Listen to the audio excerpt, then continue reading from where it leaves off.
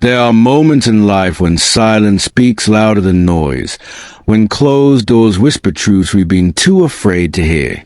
You prayed, you fasted, you tried again and again, yet somehow, no matter how hard you pushed, it never worked.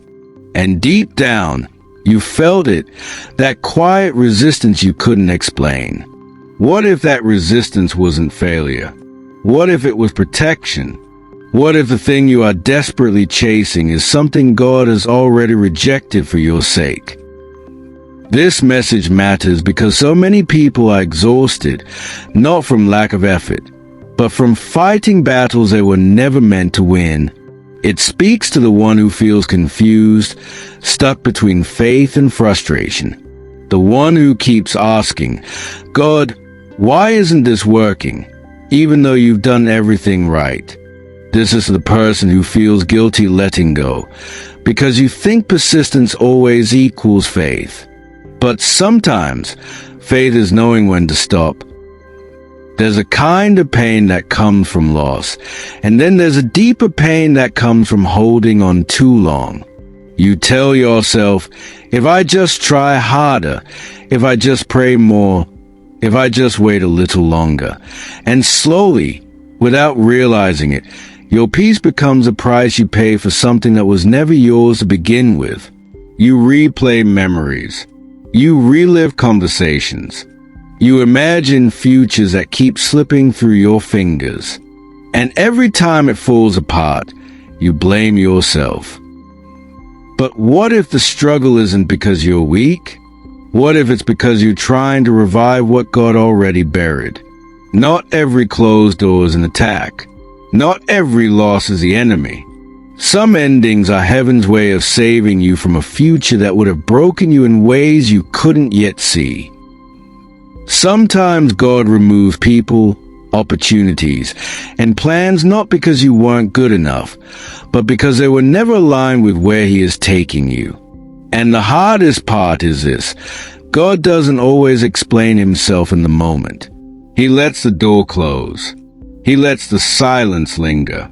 He lets you feel the ache, not to punish you, but to teach you discernment. Here's the truth most people don't want to accept. If God has rejected it, no amount of effort will resurrect it. You can force it. You can manipulate it. You can delay the inevitable. But you will pay with exhaustion, confusion, and inner conflict. Because what God hasn't approved will never bring peace, no matter how attractive it looks.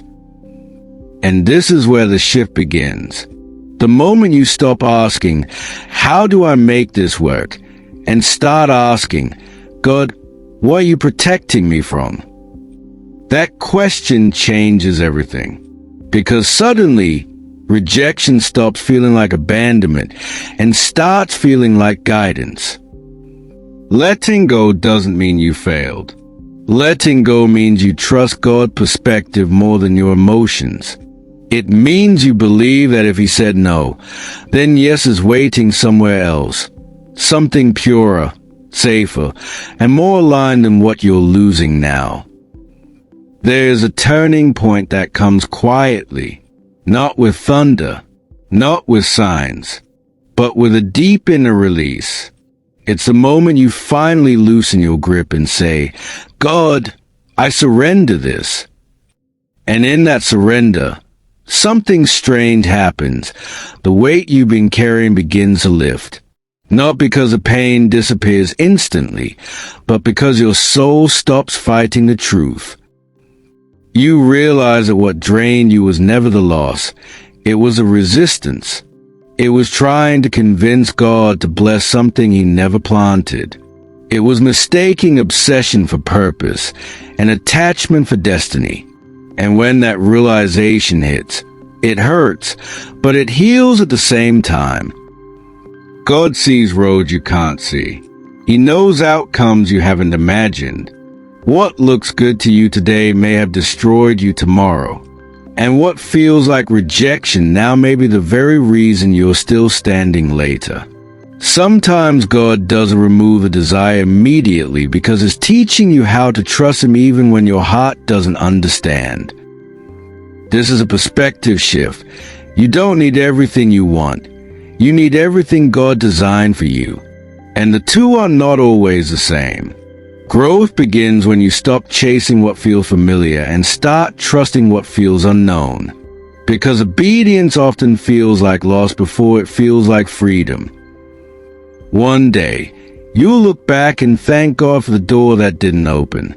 You'll thank Him for the relationship that ended, the opportunity that slipped away, the plan that collapsed. Because you'll see clearly then, it wasn't rejection. It was redirection. So stop chasing what God has already rejected, not out of fear, but out of faith. Trust that if He removed it, He has something better reserved. Something that won't cost you your peace.